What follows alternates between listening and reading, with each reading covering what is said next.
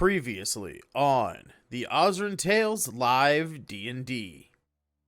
With the help of a young wizard apprentice named Luke, our heroes made their way to the sanctum of Faith Lo Quan in order to investigate her disappearance and hopefully get her to send them to Ravensblood Hollow via teleportation magic. Upon entering the tower, the group fought some animated armor and flying swords, and mostly avoided a lightning trap, only to get their robot dog Waffles trapped in a rug of smothering. As the rug sprang to life, so too did more suits of armor and flying swords. One of the swords that came to life was from a suit of armor that Rowan had stolen the gloves and helmet from. As such, the sword immediately stabbed Rowan in the shoulder. As Rowan got stabbed, Waffles broke free from the rug and started biting it, and David backed up his dog by blowing a bunch of holes in it with his musket. Quothe jokes about turning the scraps into a new loincloth as he cuts open a suit of armor like a can of tuna.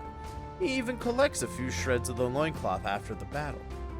Meanwhile, Reshi spent the better part of the combat trying to deal with an extremely nimble sword that kept dodging her attacks, and Damu used his holy magics to summon a spiritual keytar that started bashing on the second suit of armor that was attacking Waffles and David.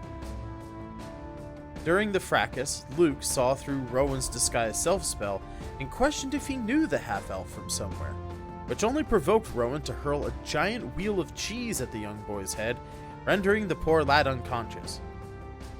Rowan is apparently very determined not to have his presence known in Reneus Alanar. Once the fight settled down, Reshi and most of the group tried to open a heavily locked door to proceed towards finding the lost wizard Faith Lo Quan, while Quothe uses his magic sight to reveal areas of magic. Doing so, he finds a secret door with a glowing handprint on it. Luke's forearm tattoo glows softly in the presence of the secret door, and so the group hoists his unconscious body up to the door and uses his limp hand to open a secret passageway. On the other side of the secret passage, half of the group emerges in a hallway lined with suits of armor, while the other half emerges at the far end of the same hallway, thanks to Reshi and her crowbar finally breaking through the heavily locked doors that they had been working to break open. Quothe immediately strides down the hall to speak with Reshi and her half of the group when he hears a small click as a pressure plate starts to slip under his foot. A tense moment passes. Yet nothing happens. Perhaps a broken trap? Quothe starts to bend down in a jumping pose, but before he can start jumping up and down on the pressure plate, the group shouts at him to stop and leave well enough alone. Reshi, David, and Waffles move back into the previous room around the secret passage to bypass the trap.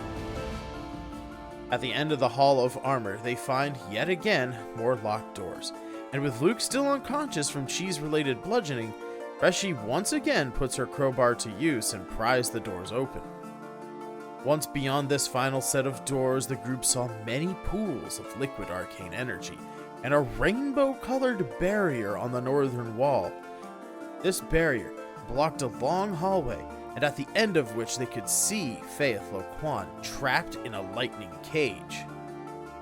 Rowan wishes to collect some of the potent magical fluid, but in order to clear room in his flasks, he decides to drink some of the arcane-infused water he found earlier in the tower.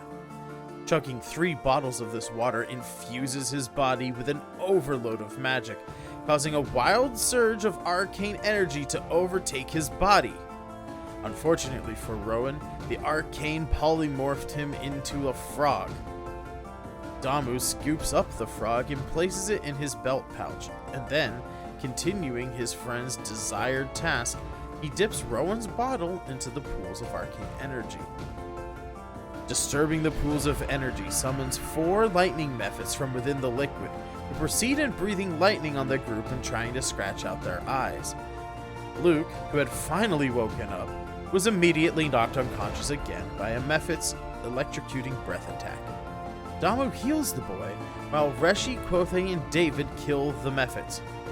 Quothe also impales the frog Rowan with a javelin as Rowan jumps out of Damu's pocket and tries to escape to safety. When the fight comes to a stop, and the mephits explode into pure energy upon death, the rainbow barrier dissipates, and a now fully healed Luke runs off down the hall to his master. The group hesitates for a moment before deciding whether or not to follow the boy, and so we take you now back to the sanctum of Faith Lo Quan to discover if the party chooses to follow Luke, if Faith is still alive, and if she is, will she help them teleport to Ravensblood Hollow?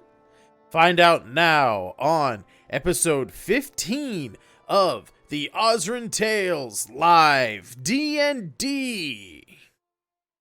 Enjoy the show.